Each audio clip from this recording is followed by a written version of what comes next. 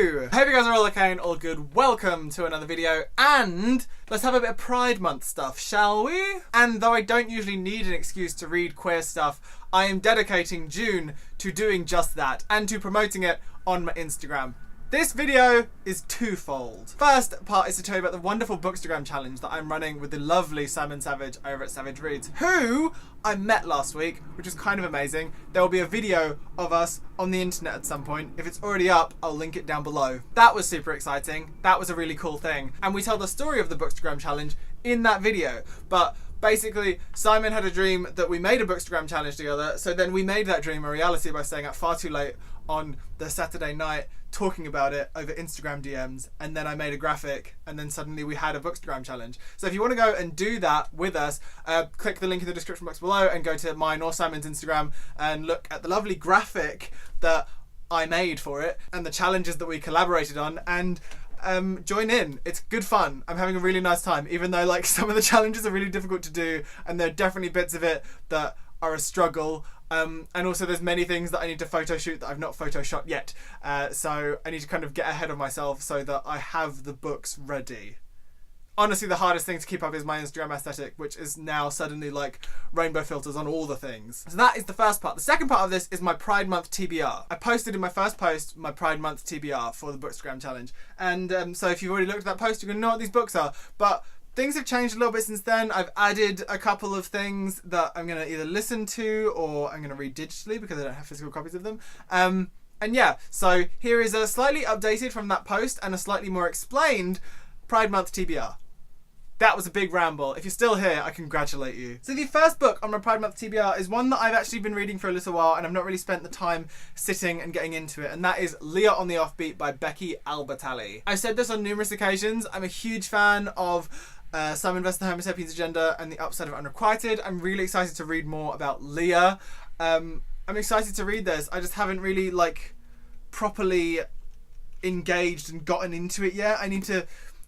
I don't know, it's about making time to read. I'm really bad at making time to read, and what I need to do is make time to sit down and read Leah on the Offbeat, because I'm very, very excited for it. So this. I also have a copy of Soho by Richard Scott, which I hauled back in my April haul, I think, and I'm very excited to read this. I don't read a lot of poetry in general. I especially don't know or read a lot about queer poetry, which is why the Queer Poetry Day that we had for the Bookstagram challenge was really, really useful, because I suddenly saw a bunch of LGBTQIA+ poetry, which is interesting. I didn't realise there was so much of it. All I know really is Andrew McMillan and Richard Scott, so the more of that I know about, the better. If you know any of them, comment below. But yes, Richard Scott's Soho is also on my list. Also, thanks to Simon and Simon Savage and Ollie Bliss, I have My Brother's Husband by Gengoro Tagame. They have already done their Queer Quarterly video about this book, and I have not watched it yet because I'm yet to read it. But I'm really looking forward to it. A little bit of something different. So far I have YA, poetry, and a bit of manga on there. So those are the physical books that I plan to read. I have a copy of Barracuda by Christos Tsiolkas, which I put in the post, but I'm actually listening to an audiobook at the moment. I am about halfway through, I think. I don't know why I flicked through the book, but I'm about halfway through the audiobook of this. I'm not overly fond of the like the writing is good, but I'm not overly fond of the characters. So it's not one, I know, it's hard to listen to. It's really weird. So I don't have issues with not likable characters. I don't have issues with that at all. I just think sometimes when you can't find a connection with a character, because even with an unlikable character, you can find some kind of human connection in there. When you're struggling to find a human connection with a character, because they're so angry and they're so angry at the world, it's sometimes hard to really, really want to keep listening to it. But I'm still listening to it. I'm about halfway through. It is what it is. I'll talk about it more in my wrap up probably. So I've got that.